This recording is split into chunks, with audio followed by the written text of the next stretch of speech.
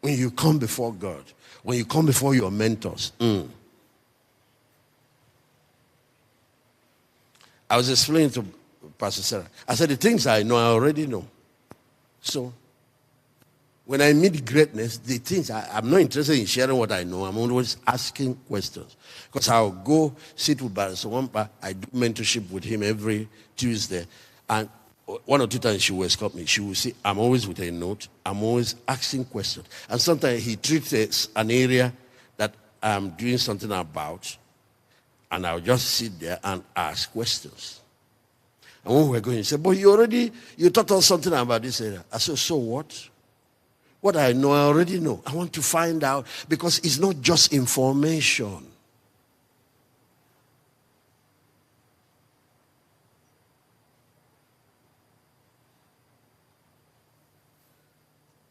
I said, that man is Piotin.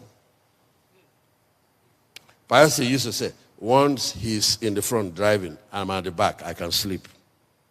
He's taking the man. That's the man that went to England, brought him his second wife when his wife died. That's the one that stood there. It was his best man. That's one that. I've asked other elders. So I'm trying to collect 2 generations of wisdom.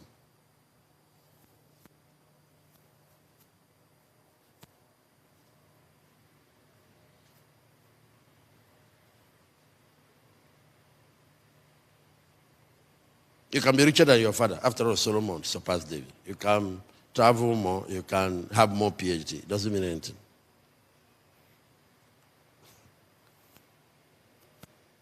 So, I'm but a little child. I don't know how to go out and come in. Lord, you've asked us to take nations. We don't know how to go about it. Lord, you've given me a church to pastor. I don't know how to go about this. Lord, you've given me a wife, running a family. Women are complex. I don't know how to. Give me wisdom to manage this woman and these children and build a world-class family for your name. Lord, you asked us to reach nations. Nation building is a complex thing. Transformation is such. Give me wisdom and understanding heart. You see what is going on here? You asked me to start this massive thing towards drug addicts. Addiction is so, I don't fool. So that thing, apart from asking for the SIM card, because of that attitude, that meekness, it now drives you to seek for knowledge, to read, to study, to go for training, to go for... That's why some other people don't have any motivation to go.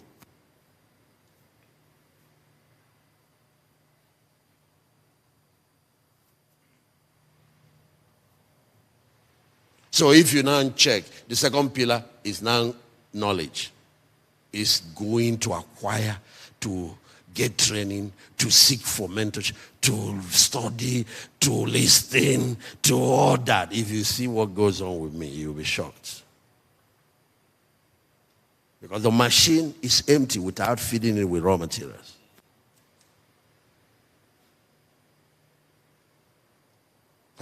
Doesn't process me anything until I feel it.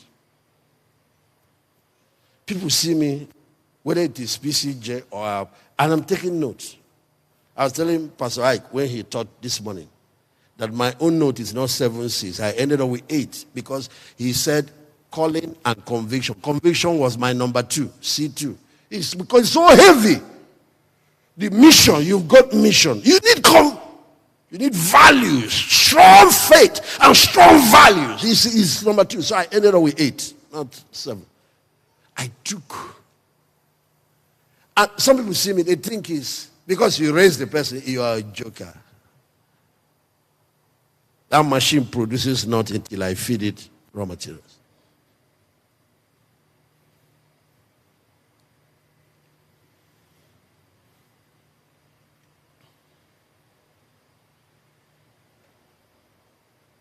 Then the third pillar is understanding. Now that's where this thing is processed and is now assimilated. So why the knowledge level is acquiring information, acquiring education, acquiring training, acquiring order. The understanding level is processing it and assimilating it. Assimilation of knowledge.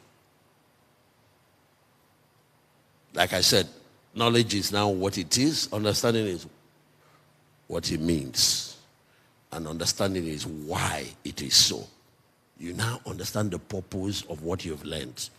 What it's meant for. Why it is like that. You're on a level. Another level. You have left the other people behind. Then the fourth pillar now is wisdom. Wisdom now is application. So why knowledge is what it is. Understanding is what it means. Wisdom is how it is used. Wisdom is how it is applied. Wisdom is now technology. You have a know-how. So that level is reserved for only practitioners. It is those, so that's why the obedience-based thing is so critical. Because the discovery approach might deliver knowledge. Sometimes it can deliver understanding because of corporate brainstorming and all of that. But wisdom is only reserved for doers, for practitioners. You can learn all my teachings or healing ministry till you start healing the sick. You will never see my back. There are things that are now open to you that's hard to find in books. You can sit in the best theological school, study missiology, be a teacher of missions, but you don't go. You don't do it. You are just a professor. All you have is level 1, information. And people can come collect that information, but if they go to practice it, they will be operating at a level you will never get.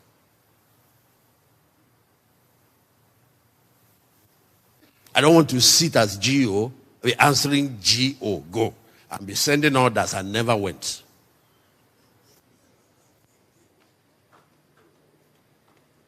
I want to be an example of what I'm asking others to do. And part of how I gain wisdom in deployment and in managing other leaders is that anything at all, I go and do it first. Then I'll see what is not good for other people, what is not good for their family. I see what wives go through. I see what children. And after seeing it, it gives me wisdom. And that's why I'm a compassionate and balanced in leadership of managing other people's lives. And that's why I see the challenges people face. If I tell you some of the things I've seen, where one city buys you coconut water. It's one of my favorite, whatever. And of course, when we landed in Lagos, that's the first thing I asked them, please get me coconut water. They have it here, they don't know what it is. Going on mission in Accra, I got converted. So, and I don't have it. And it's GO. Because I refuse to take money from the base. I want to go and survive there, use my faith. Did you ever see me anytime that I called here? Can you people send me? If you don't, I will die. Because I want to see what leaders do to others and see how. And then that's how the other things about. So, because in that mission field, I built a house. So, sure, you've been there. Without asking them.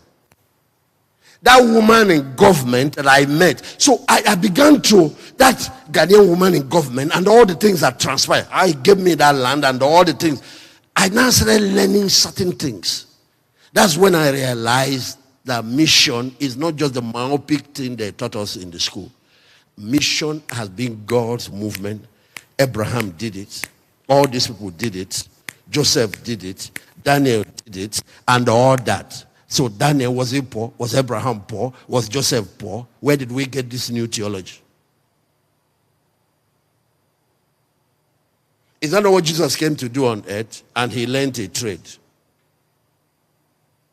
When they run into, if we all trade, we're all the skills, business skills, when they run into need for money for fishing, what did he tell Peter to do? Pull out that your original skill that you left. Go and use it and provide us tax money. So that's what Paul finally packaged. What's what we're calling tent making. I had to learn it. I'm going to show you people a few things now as I close. So you see how missionaries can save their time and focus on the work. Because now we're talking about business. Some of you will go and that will distract you. You leave the work. You start pursuing money. You will see what I did and what I now teach others. This is no more the theory. This is now wisdom in operation. Wisdom, it is no wisdom till you do it. It is no wisdom till you start practicing. When you live here, you need to go plant a church, plant a cell, and grow that cell, and learn this multiplication. And then you start how to launch a movement. I need to turn this to a movement so that it will multiply. So you go back, listen to that message. Okay. Let me show you something. Proverbs chapter 4. Let's read from verse 1. Please, Proverbs chapter 4. Here, you children, the instruction of a father. This is Solomon. I told you that there are 3 sources. This is one of the sources. Just because they gave him the machine and the SIM card that processes wisdom doesn't mean you don't learn anymore from people. David mentored him very well. Okay, instruction of a father, attend to know understanding. Verse 1. Verse 2. For I give you good doctrine, forsake not my law. Verse 3. Verse 3. For I was my father's son. He's talking about David. Tender and beloved in the sight of my mother. Verse 4. He taught me also and said to me. Let me pause and say something. If you never make reference to others, you will never be a reference. The wisest man on earth is quoting somebody else. Did he remove anything from him being very wise? Some of you will say, no, I got it directly from the Lord. It came to me direct, straight. Shut up. It's your pride that will not allow you to go anywhere. It won't allow you. You think that's how to create your special importance.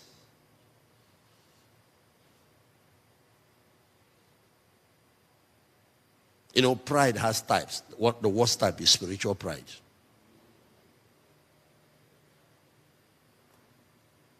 It's worse than pride of life. Pride of life is boasting about my car, my accomplishment, my house, my degree, my different things. Spiritual pride is spiritual thing again becomes your downfall.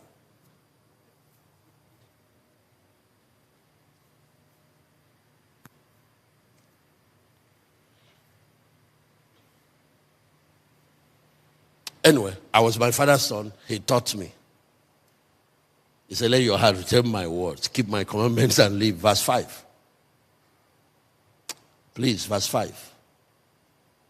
Oh, get wisdom, get understanding. Forget it not, neither declare from the words of my mouth. So, where did Solomon know what to ask God when that opportunity was given?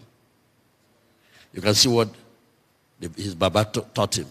Get wisdom, get understanding, forget it not, neither declare from the words of my mouth. Verse 7. Verse 6.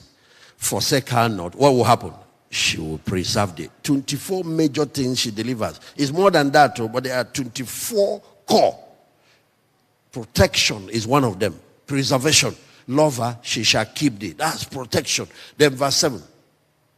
Wisdom is a principal thing. Therefore, get wisdom with all you are getting. What? Can you give another translation for that one? Another translation for verse 7. This is what David taught him. Getting wisdom is the wisest thing you can do. Whatever else you do, develop what? You know what good judgment is? Good understanding. Discernment. Develop discernment. It's the most important thing you can do. So with this mentorship from David, the opportunity showed up.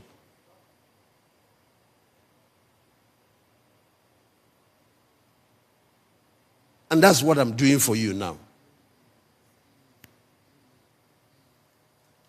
Because it separates one pastor from another. It separates one businessman from another. It separates one governor from another. It separates people. Verse 8. Verse 8. Some of the things he will do for you. Exalt her, she will promote you. She will bring you honor when you embrace her. You notice that it's her, Sophia. Verse 9.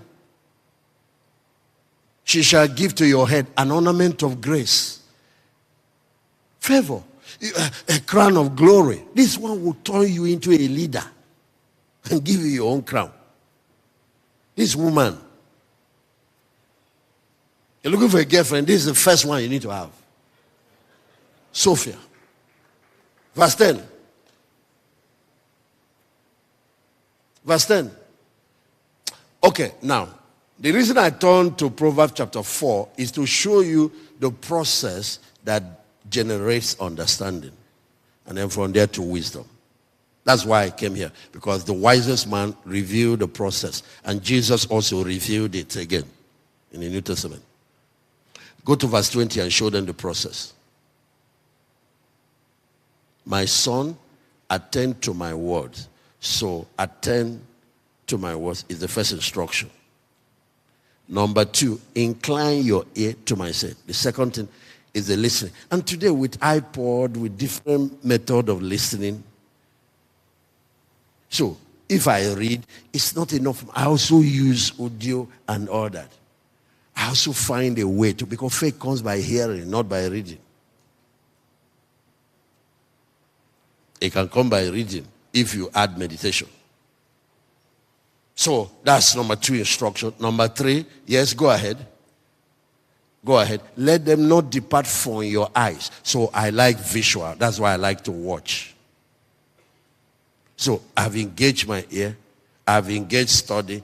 I've engaged my eyes. Then number 4, keep them in the midst of your heart. This one now. How do I transfer it from my head to my heart? Everyone say meditation. Say meditation.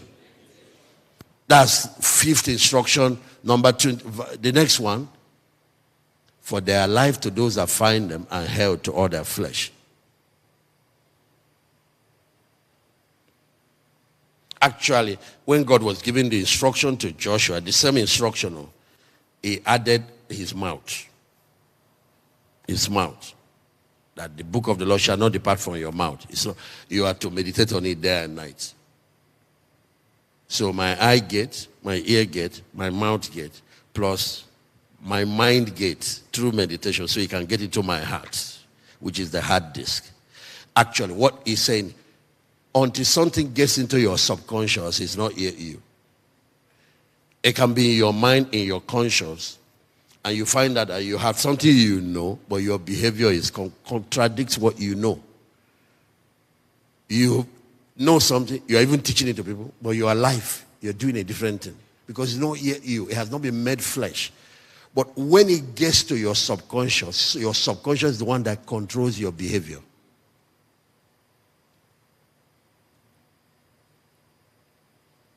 So finally it gets down to your heart. And when it gets down to your heart, it becomes you. Because as a man thinks in his heart, so is it. And the person is changed. And then he starts delivering to you the different things he promised. So, the one thing you notice when he was giving instruction is that the last instruction, go back to verse 21, let them see that instruction has to do with retention. Okay, let them not depart. And in almost every chapter in the book of Proverbs, there is instruction about this thing not departing from you. Because there is a 5th pillar, and the 5th pillar is foolishness.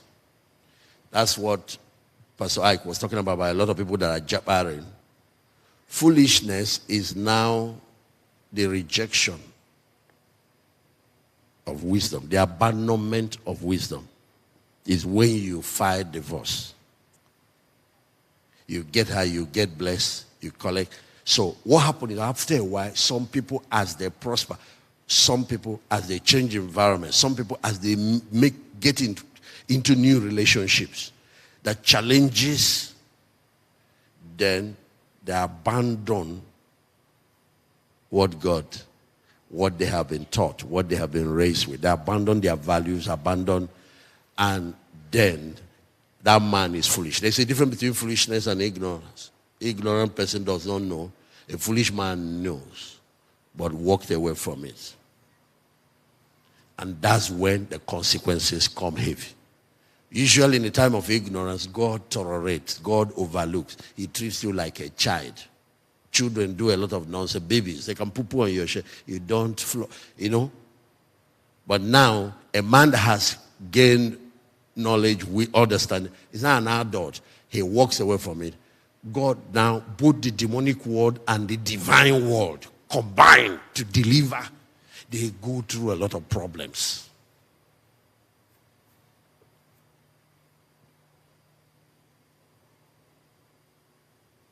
A lot of people walk away after they prosper.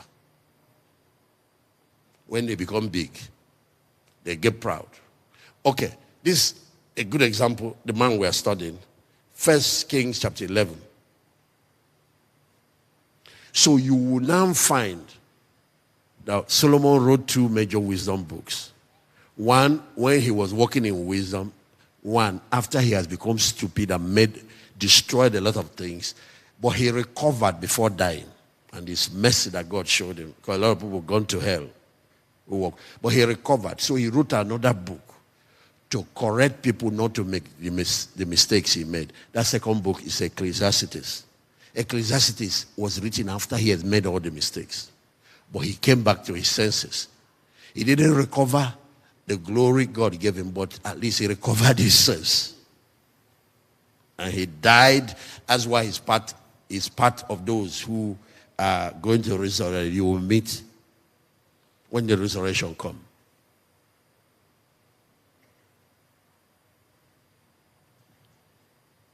It's like Samson again. If Samson has written a book after Delilah.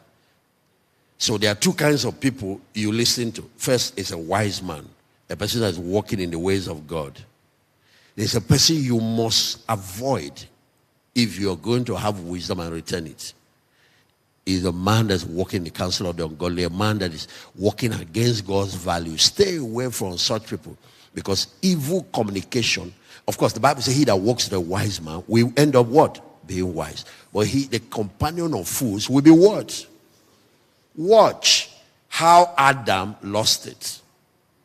I read a document that showed that Adam lived in the Garden of Eden for 7 full years before he was kicked out. Because if you read it in Genesis, because of the edited, it's just short account, you think they maybe stayed there, the next day they lost the garden. No, God comes to mentor this man at the cool of the day, mentored by God directly, the way David mentored Solomon.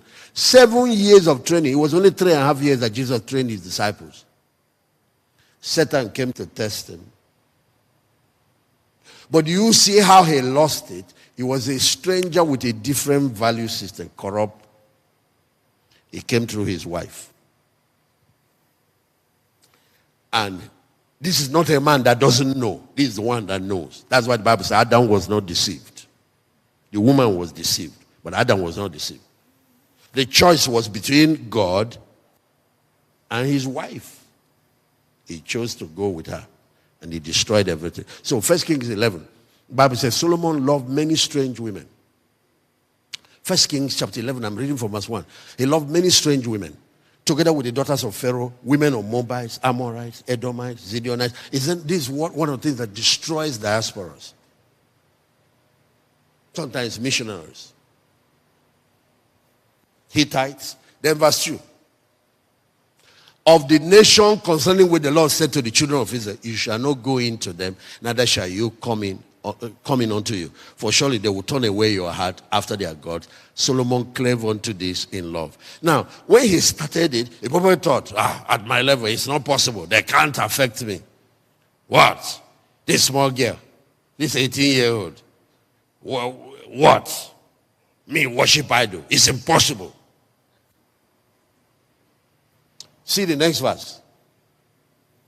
And he had 700 wives, princesses, and 300. Because when you have money at the level, multi-billionaire, maybe even a trillionaire, man was very rich. Wisdom made him rich. So he's not collecting trophies, and women were part of it. Yeah. Till today, if you have the means, there are many ladies that will be willing to. You don't know.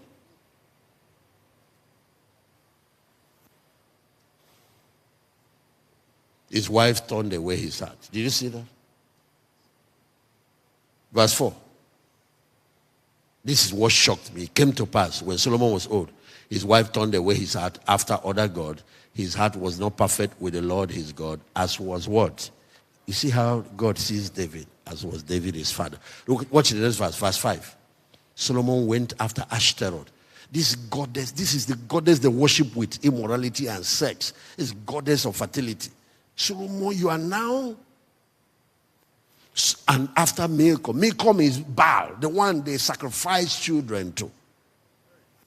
They burn people's children to fire for in offering to. You now, child sacrifice, this man of God, that God appeared to 2 times. Watch. He went after Milcom, the abomination of the Amorites. Then verse 6. And Solomon did evil in the sight of the Lord, went not fully after the Lord as did David his father. Verse 7. Then did Solomon build high place. He's now building. The person that built church, built temple, is now building, is now interfaith movement. I believe in different religion. That's what you are now preaching in UK. Because you are now in the Western country. They sent you to go and do masters. And what you will throw away is the one that died for you, the one that saved you, the one that created you, and his wisdom, and went to sell to the enemy. And I'm doing interfaith movement. So all the religion, he's building temples for them. He built for Chemosh, the abomination of Moab, in the hill before Jerusalem. He built for Molech, the abomination of children of Ammon. This offering child sacrifice. Verse 8. Likewise, he did for all his strangers. So when you have 700 wives, you can imagine 700 religions they brought from different countries. He built for all of them. He has the money. The same money God gave him. You see what he's sponsoring now. I'm not going to give again. All these tithes. Because you have gotten wise. God has now blessed you. You were disturbing everybody, crying, begging God, fasting when you were looking for the breakthrough. He has now come. All these hungry pastors. But you see, you will give to something. Whether you like it or not. You will submit to something.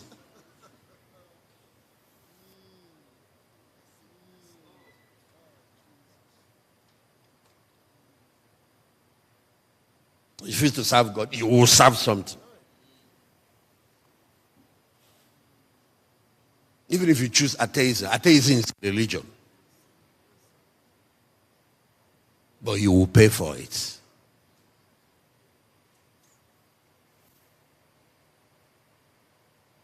If you now look, you see consequences started. But of course, David was a restraining factor for God. Look at verse 9. And he was born in incest and sacrificed. Look at it. Go back. The man that was taught sacrifice in church. He doesn't want to give God now. Look at where he's giving it. Sacrificed unto these gods. Verse 9. And well, God was angry with Solomon because his heart was turned away from the Lord God, which had appeared to him twice. A man that used to know the anointing. Verse 10. Verse 10. And had commanded him concerning this thing. Then verse 11. Wherefore the Lord said, for as much as this is done by thee, you have not kept my covenant and my statutes, which I had commanded. I will surely take away the kingdom from thee, give it to your servant. Give it to another person. But he now said in verse 12, notwithstanding, in your days I will not do it for what? The same thing, he turned away from the same thing that saved him. It's the same David that saved him. The same David. Because God keeps covenant. If I completely, then what I promised David falls. So I'll just take away all the tribes, leave one tribe. So that through that I'll keep the covenant till the Messiah comes.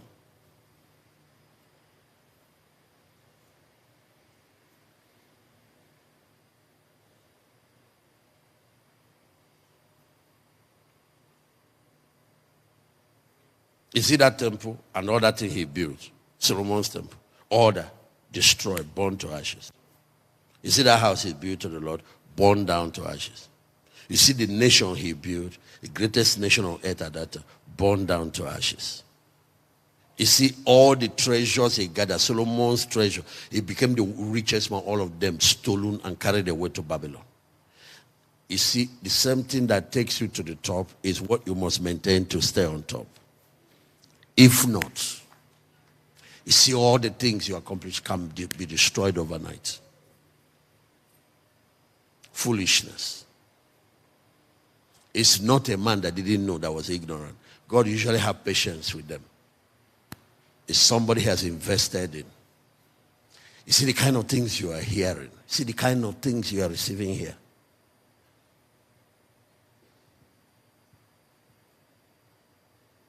Do yourself and your children some favor to walk in the ways of God and keep covenant with him.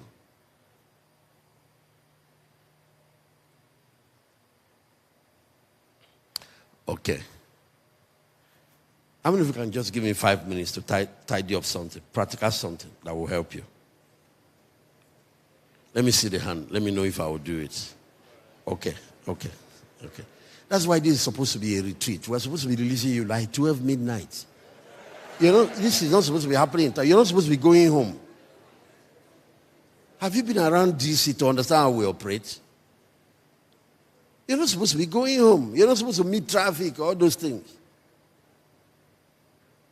When you come for encounter, let's leave that for another day. Okay, now let me give you wisdom. Because I said by going, there are a lot of things I now know that is not textbook knowledge. But this is in God's word. Ephesians chapter 5, verse 15. Let me show you. There are 7 things that shows that you're a wise man revealed here. And there's another text I give you, will show the other ones. At least 12 things show if you have wisdom.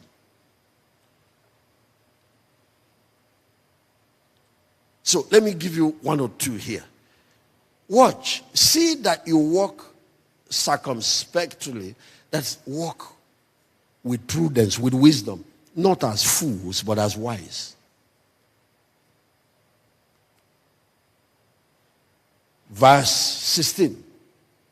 First thing that shows if a man has wisdom is how he manages time.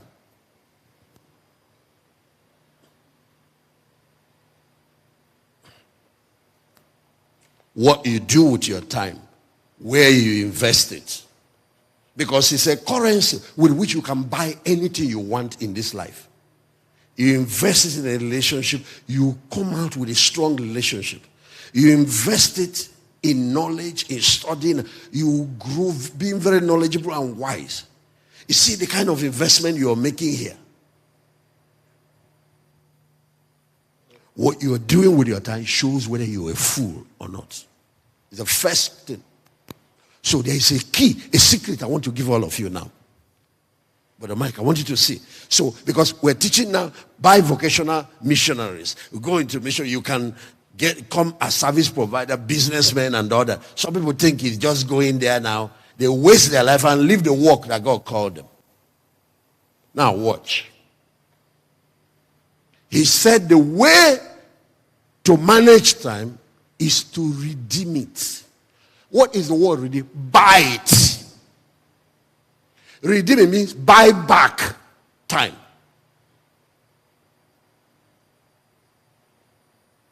Another word for redeeming your time means buy up time.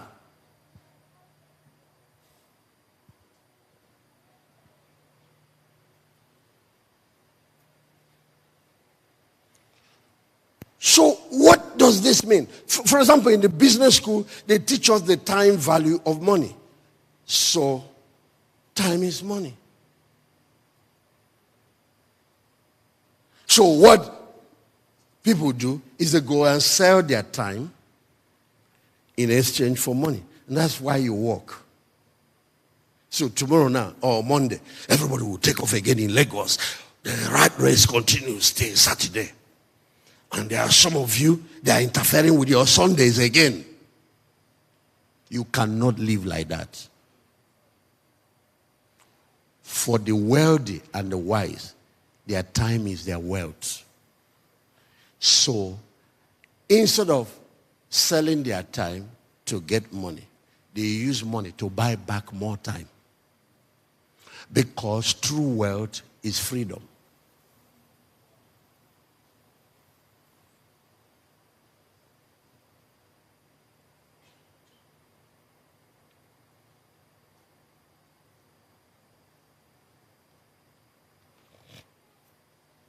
So as a missionary, this is what I do. I go out there, set up a business, set up one thing, to be creating funds to help us with mission. But you won't find me being consumed with that business that it becomes a problem. What I do to be able to buy back my time so I can put it in my calling, which is what God sent me there to do in the first place. I deploy automation and delegation. I get other people to do most of the work. It is not the implementers that are the wealthy people.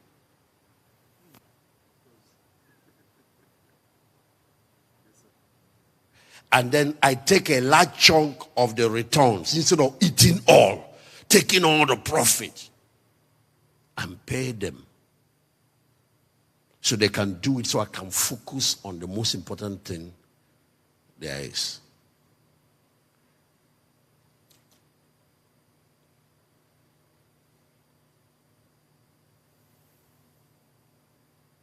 So you can have 3 businesses running and you're a pastor, and yet nothing disturbs you. But if you come up with this ideology of being the one that does everything, and because you want to be the only one that eats, you create a system that now kills you. So in Harvard, they taught us 20% minimum. And they said if you can expand it to 70% of what your business, and you're talking about CEOs and MDs from around the world running multinational, making billions and hundreds of millions of dollars. They're teaching them this: 20% of what your business generates, and if possible 30. He said, take one or two individuals and give them equity. Don't make everybody your employee. Because if you want to be free to pursue your life, then you have to bring somebody to your level to know the business like you know it, and he can run your business. So you bring somebody to be your CEO and possibly your COO, or maybe including your CFO, the one that manages your finance. You give them equity. What equity means is that you're giving them part ownership of the business so they can settle and run it like their own babies. If not, what normally happens is that they come learn your business and go and set up the competition. And now, because they work for you, they poach some of your customers. You give them equity, they can settle that. That's why Bill Gates is no more doing Microsoft. The man that is even doing it is making far more money than him. So he can go and do his passion, Bill Gates Foundation. Health, this one, work with World Health, doing and forget the... And then go and drive the mission that the higher powers gave him. I don't want to talk about that today. The other side of the supernatural world, the negative supernatural. Go and drive it. And they want to take over the whole world. To have that time, he has to let go of something he created. But he put another Bill Gates there. But the way he's not paying that man salary. That man runs the thing like he owns it. He gave him equity. Man now runs it so you can have freedom. Then you put somebody there that monitors your money. So that they don't pretend that you track your money. You put that person in there. You must be the one to appoint that one. And you can have peace. So you can now come. You can be chairman of the board. You can come once in a while to look at. And you're free. Do you see? So tent making should not go and obstruct your mandate. You can end up with 7 different businesses running. This Pastor Ike that spoke to you in the morning owns companies, has white people working, and he's a free man. And he still has careers, so he's pursuing,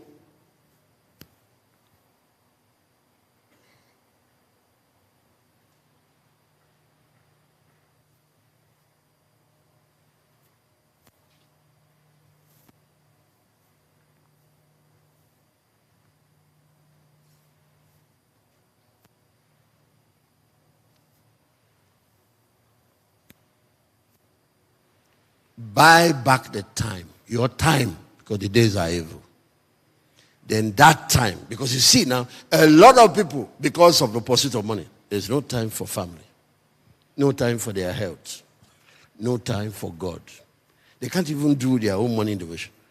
No time for their real reason why they are born, their calling. No time. Okay, watch the next instruction he gave. Another way you know a wise man.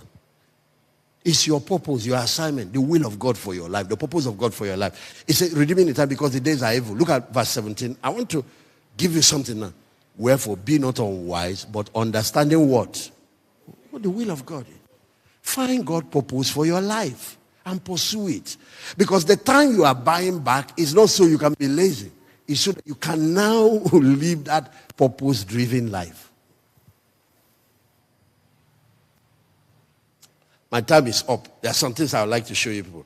Okay, you said I should show you. Now, watch. There are 4 windows of wealth. 4 windows. 4 perspectives for wealth.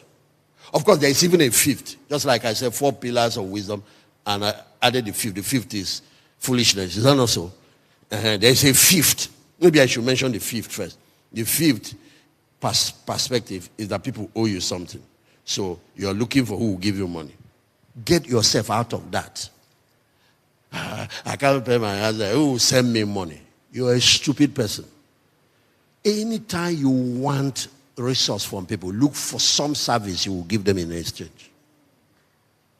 Even if you want to ask for the money, study that person. Study what that person is doing. Look for some form of service, something you can begin to do. Stop begging. You don't beg in God's kingdom. Stop that life of looking for who will give you something free. There is nothing free in life. The genuine way to earn money is by exchange. You exchange one form of value for that thing they call cash or another form of value.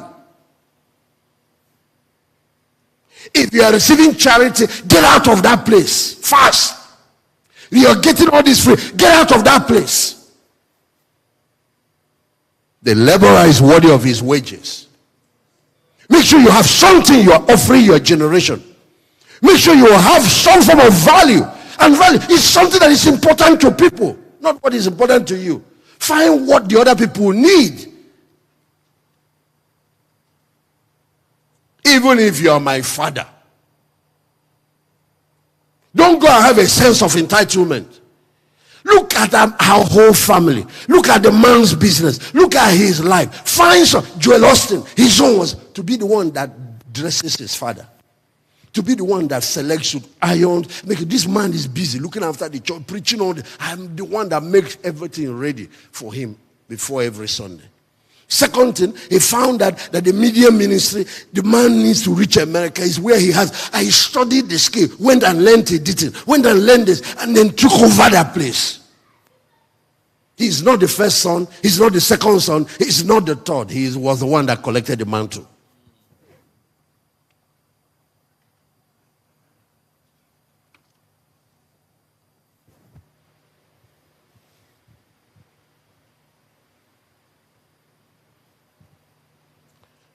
If I say something, I don't want to say it. Let's leave it.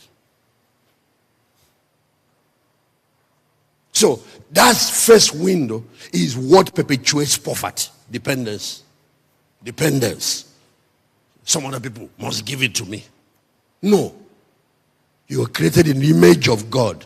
And the first aspect of God's nature revealed in the Bible is in the beginning. God created. So in the image of God, the nature of God is you're a creative being. You're an innovative being. There are things you can do. You are a very powerful person. You're not a beggar. Sure, you said I should give you. Now, here are the 4 windows. If you had that one, 5. The first is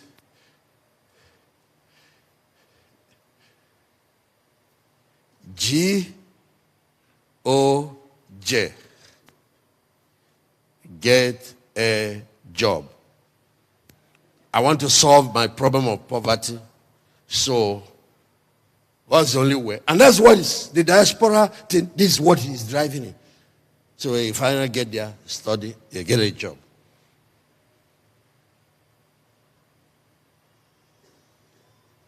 And a system starts that have been crafted before you arrive. They announce what your pay is. Half of it is collected back, almost half, in form of tax. Then, if it's a place like UK, you park your car, you pay. You put on TV in your house. In your household, you are paying tax to watch TV. Everything you do like this, tax. Then you get a house, you start paying rent. Mortgage alone takes that half that is left, takes another half away from it. When they finish, I have done the analysis with so many people because I consult with, when they finish, they're in debt. So how do they cope to stay? Credit. The system also provided. And the credit is compound interest. You take it, they give you a credit card, and then you start compounding. So after a while, you've accumulated, you can't get out.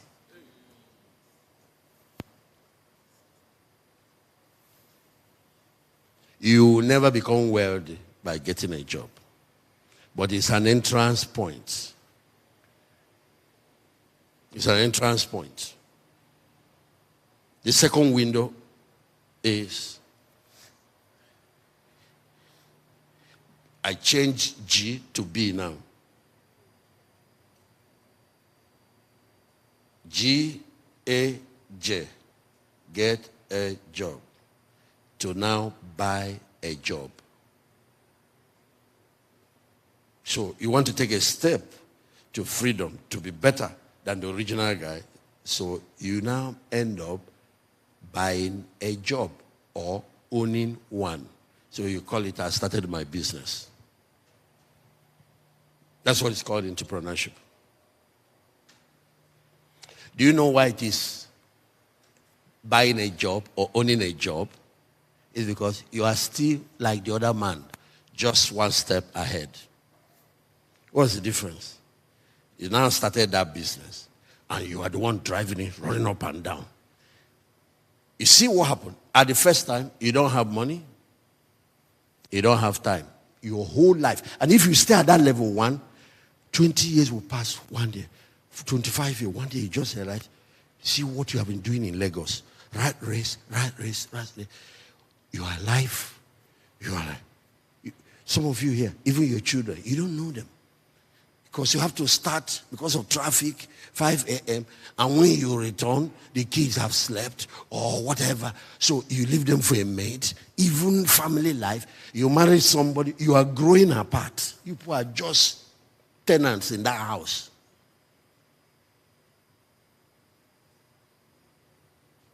So you say, okay, honey, don't worry. I have a plan. 5 years time, I'll be starting my own business. So you start your own business. It's now worse. Because when you are working, at least you used to get home by 9 or 10. Now you are coming back by 1 a.m., 12 midnight. Because you are now, who is going to drive this thing for you is your business.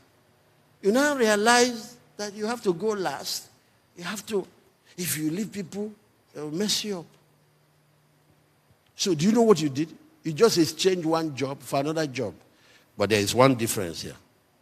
The difference is the money you get goes up, but your time goes out. And we're talking about redeeming time. Because you are not yet a wedding man till you are free.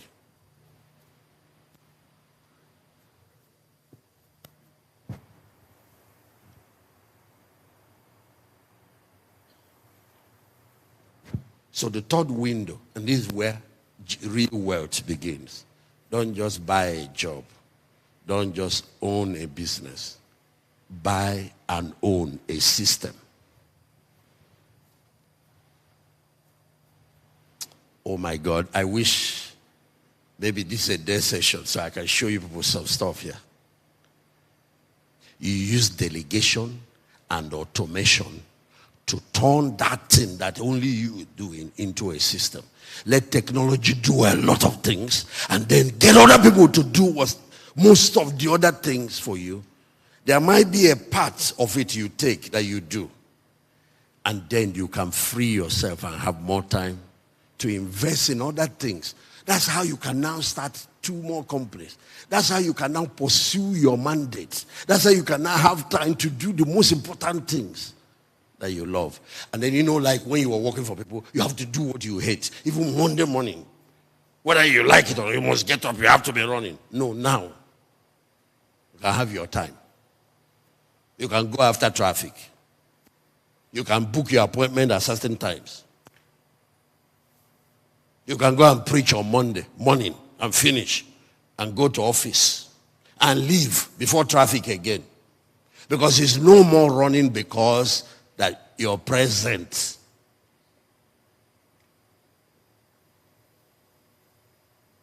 You see why I said wise people buy back their time. You let some of those things that you hate doing, give it to some other people who love doing it. Because what is not your passion is somebody else's passion.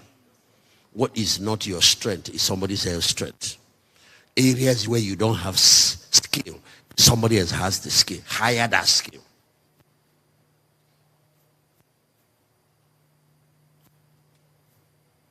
And there are different payment models. Because somebody asked me, the reason I have to be the only one doing it is because if I don't do it, we don't have so much money because we are still starting. So we don't have so much money to pay many people. You don't understand. Any business can be scaled up through networking, partnership, through... You don't have to be paying salary.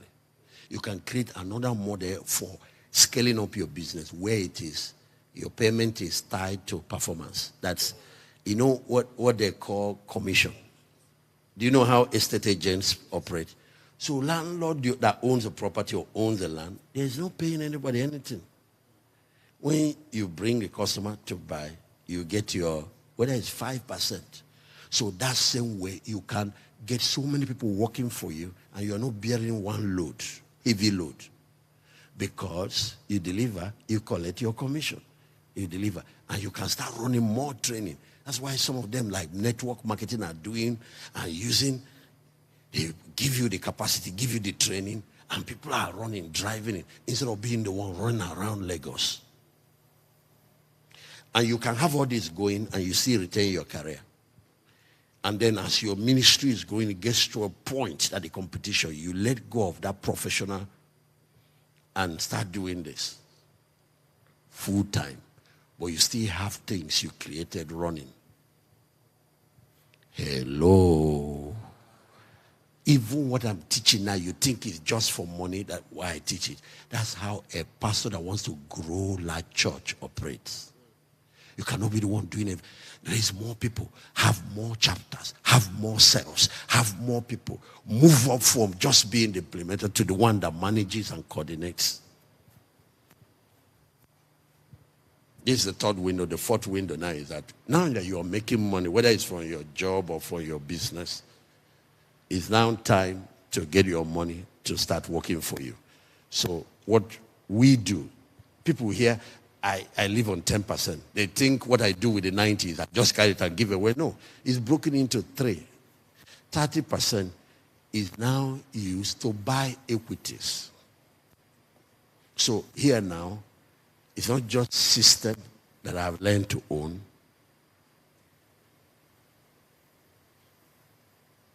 I go and buy part of businesses that are being well run. So I'm now free completely. Let them go work. Because I bought a part of Zenith Bank. All the staff running up and down every morning when they finish. When they declare profit, certain percentage is mine. They might not even know me. They don't know they are working for me. I might still come to that bank to put money, and they don't know I'm part of the owner of the bank. That's what worldly people do.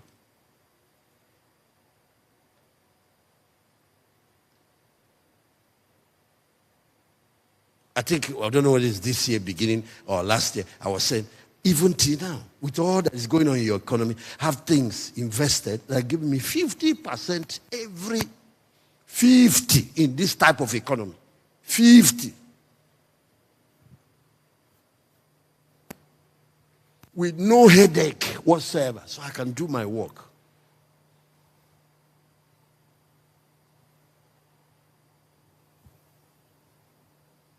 One 60, and I don't believe in MMM and all these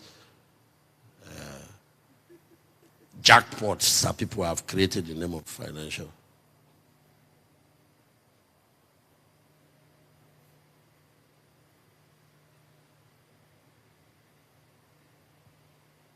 Second thing they do is to invest in startups. You see a brilliant young man with a vision, with a creative wisdom. He has something. He has an idea. He has this business, but he doesn't have the money.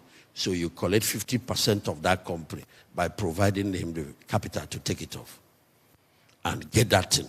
And then it blows up. You're already positioned. Yeah. So you see, now I don't have to carry the burden of running businesses. I just help people start business and own.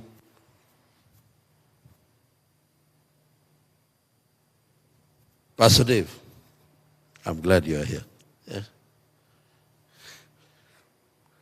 But I don't have time, so.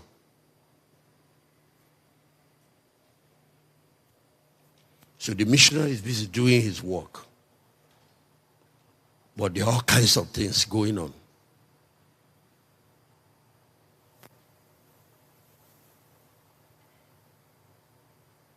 Redeeming the time, because the days are evil.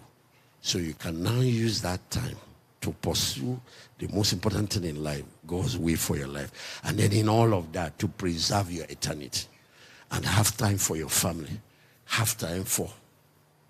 And if I have to die for something, let me die, not pursuing money. Let me die for the reason Jesus died on the cross. God bless you.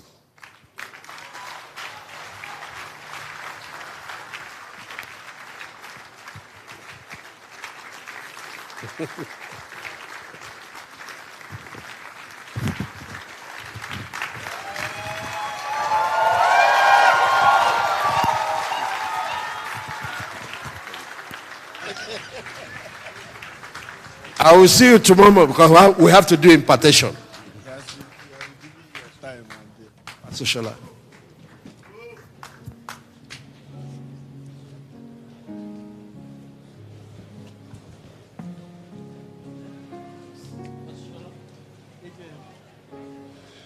Hallelujah. Just a minute.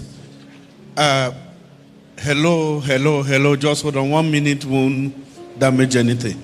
Please bring out your offerings. Let's give our offerings quickly. And then secondly, remember, tomorrow the service is 8 a.m. 8 a.m. on the dot, so be here on time. Please, let's give our offerings. Father, bless the offerings and bless everyone as we give. In Jesus' name, amen.